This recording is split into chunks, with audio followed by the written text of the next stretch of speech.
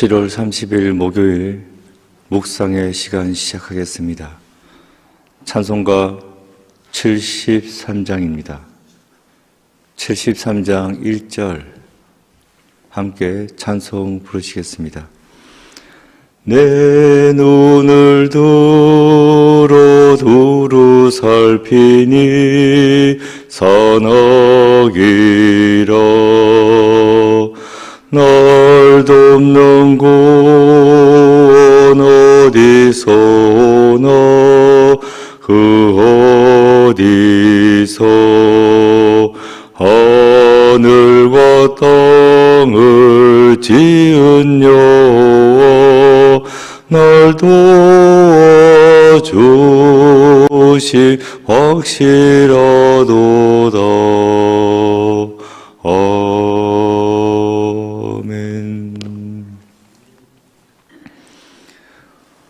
오늘 말씀의 제목은 연약함도 도구로 사용하시는 하나님, 연약함도 도구로 사용하시는 하나님입니다.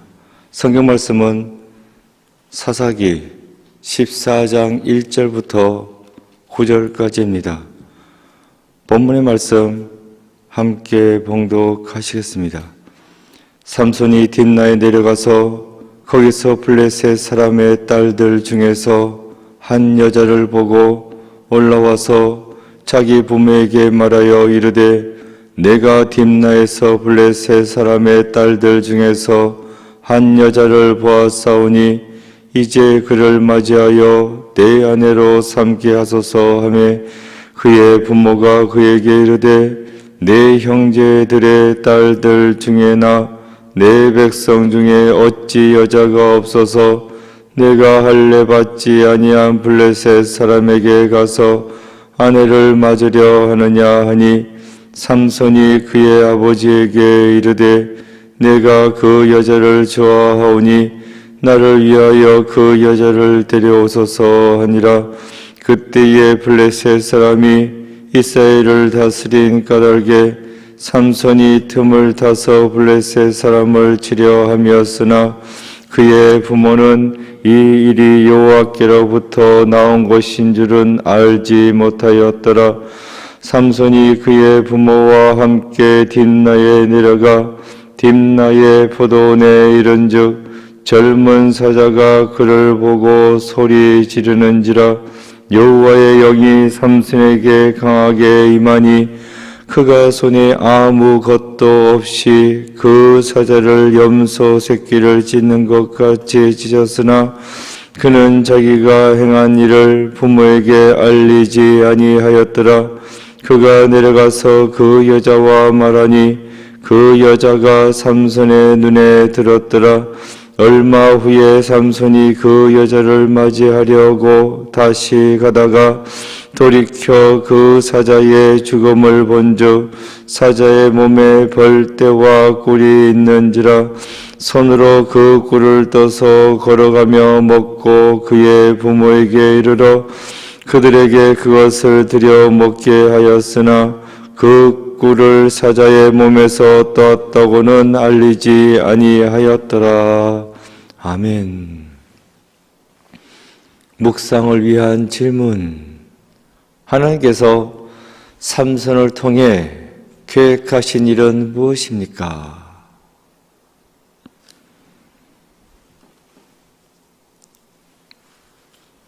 깊은 묵상의 시간입니다.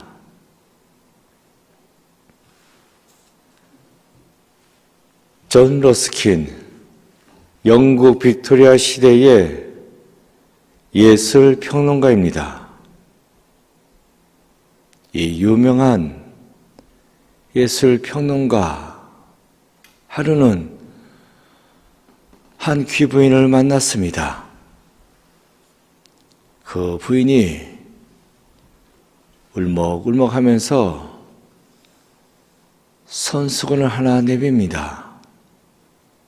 아주 값비싼 실크로 만든 손수건이었습니다. 그 손수건을 내밀면서 말합니다. 누가 여기에다가 잉크를 쏟았다고.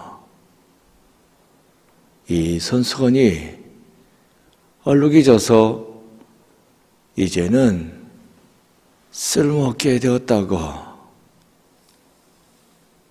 아깝다고 하면서 울먹울먹 하는 겁니다.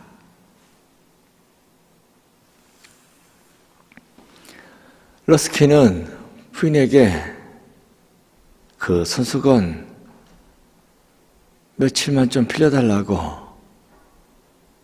어차피 쓸 수 없게 된 손수건, 알았다고 하면서 건네줬습니다.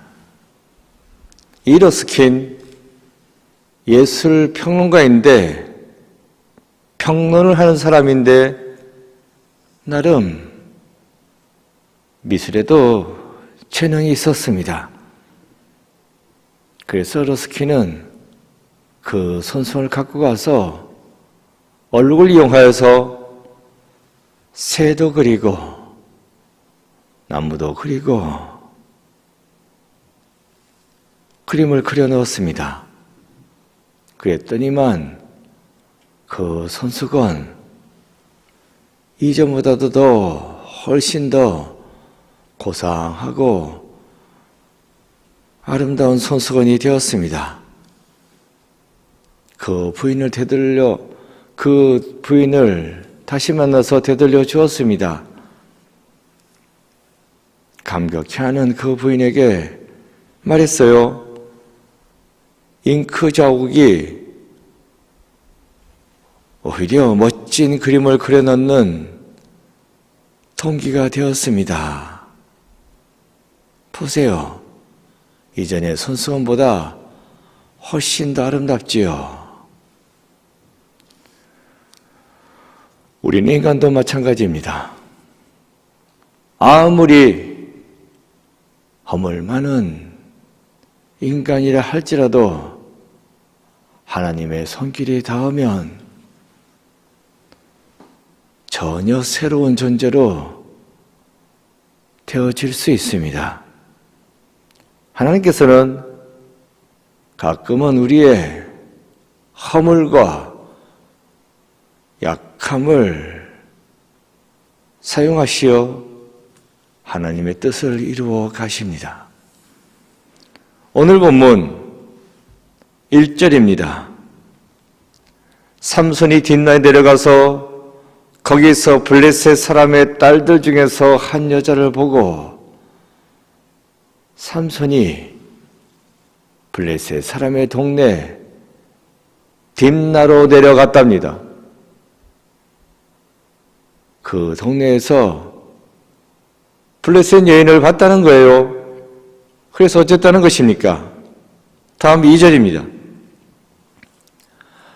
올라와서 자기 부모에게 말하여 이르되 내가 딥나에서 블레셋 사람의 딸들 중에서 한 여자를 보았사오니 이제 그를 맞이하여 내 아내로 삼게 하소서 하매, 블레셋 여인을 보고 올라와서 부모에게 결혼시켜달라고 때를 썼다는 이야기입니다. 삼손의 부모 마노아 부부, 어떤 사람입니까? 동네 사람들이 다들 우상을 섬겼을지라도 이들만큼은 하나님을 섬겼습니다. 임신할 수 없는 몸의 상태에 있었을지라도 자식을 달라고 하나님께 매달려 기도했던 사람들입니다. 아들을 줄 거라는 약속의 말씀을 들었을지라도 그 아들을 어떻게 키워야 하는지 말씀해 달라고 매달려서 기도했던 사람들입니다.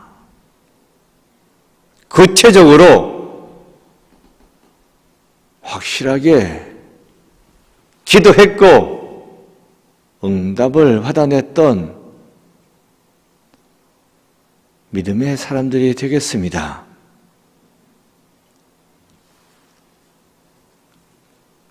이 믿음으로 주신 아들을 잘 키웠습니다. 특별하게 주신 아들이니까 특별하게 신경 써가면서 잘 키웠습니다. 그런데 이런 아들이 어쩌다가 이렇게 된 것입니까? 율법은 이방 여인과의 결혼을 금지하고 있습니다. 너는 택한 백성이니 택한 사람들과 결혼하라고,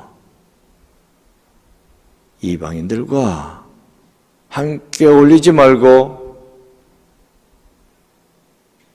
이방인들과 함께 우상을 섬기는 일이 있어서는 안 된다고 하나님은 말씀해 주셨습니다.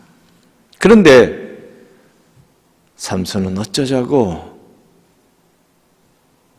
이방 여인과 결혼하겠다고 덤비는 것입니까? 그의 부모는 절대로 안 된다고, 이방 여인과 결혼할 수 없다고 말렸습니다. 그런데도 아들은 자기는 어떻게 해서든 블레셋 여인과 결혼하겠다고 뻑뻑 우기고 있습니다. 이건 도대체 뭘까? 참을 수가 없습니다. 기도로, 믿음으로 키웠다면서요. 그런 아들인데 왜 이런 모습을 보여주고 있는 것입니까? 믿음으로, 기도로 자녀를 키운다는 것이 뭔가 회의가 될 수 있습니다. 그런 가운데 오늘 본문이 해주는 말씀이 있습니다. 이런 상황 가운데서 무슨 말씀을 해주시나? 4절입니다. 그때에 블레셋 사람이 이스라엘을 다스린 까닭에 삼손이 틈을 타서 블레셋 사람을 치려 함이었으나 그의 부모는 이 일이 여호와께로부터 나온 것인 줄은 알지 못하였더라.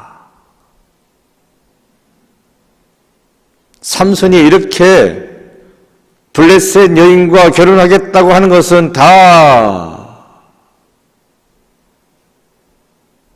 계획이 있다는 것입니다.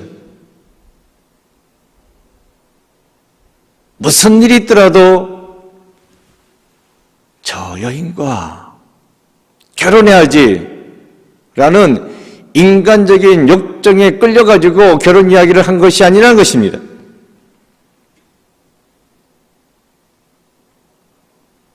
이 결혼을 이용해서 블레셋 사람을 치려했다 하는 말씀입니다.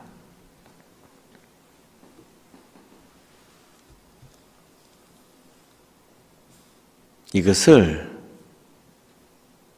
마노아 부부가 할 리가 없지. 그러나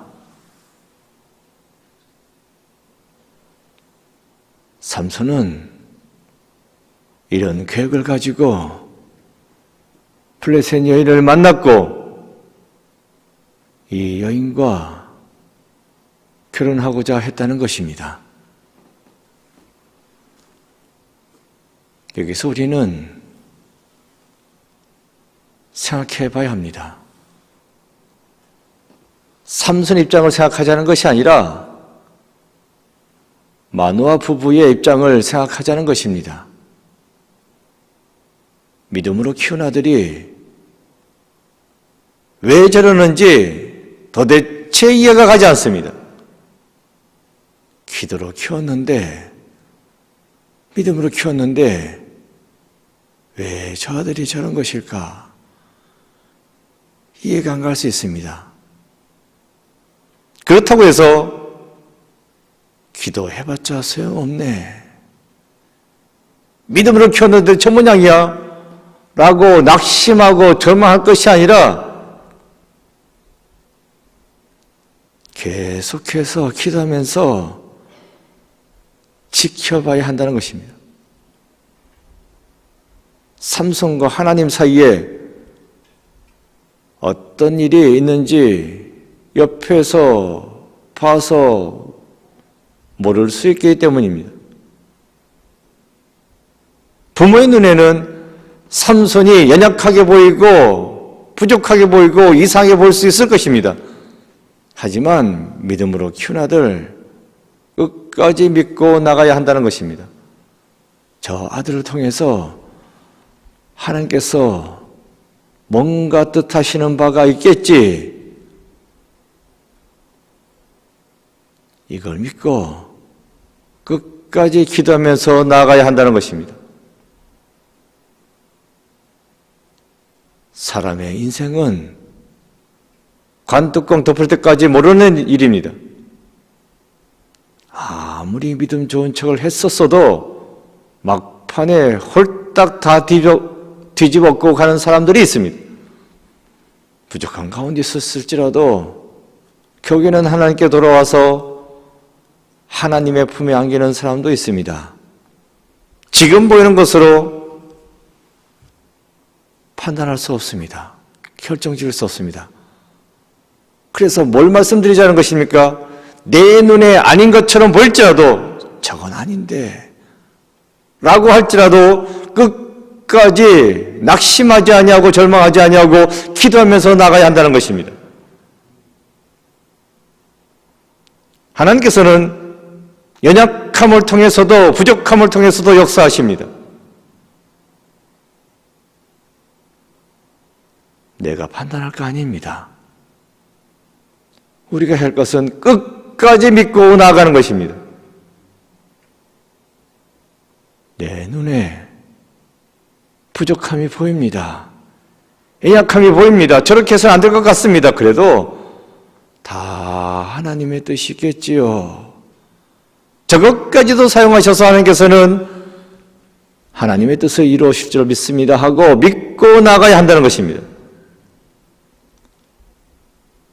하나님은 우리 인간의 연약함을 통해서도 역사하십니다. 하나님은 어떻게 해서든 당신의 백성을 놓지 않으십니다. 끝까지 붙잡고 가십니다. 그러니 우리도 그 하나님의 역사하심을 믿고 포기하지 아니하고 끝까지 나아가야 한다는 것입니다. 오늘 말씀의 제목, 연약함도 도구로 사용하시는 하나님. 연약함도 도구로 사용하십니다. 내 눈에 보기에 저건 아닌 것 같을지라도 그것까지도 하나님께서는 사용하십니다. 끝까지 매달리고 나아가시면 반드시 하나님의 성취하심을 여러분의 눈으로 볼 수 있을 것입니다. 오늘 하루도 이 믿음 가지고 당장 눈앞의 일 잘 안 된다고 해서 낙심하고 절망하고 주저앉는 것이 아니라 이 일을 통해서 더 놀라운 일을 이루실 줄로 믿습니다. 믿고 나아가는 여러분 모두가 되시기를 축원드립니다. 기도입니다. 적혀져 있는 기도문, 기도는 마음으로 읽겠습니다. 부족하고 연약한 자에게 힘을 주셔서 당신의 일을 감당하게 하시는 하나님을 더욱 신뢰하게 하소서. 아멘. 고백과 다짐입니다.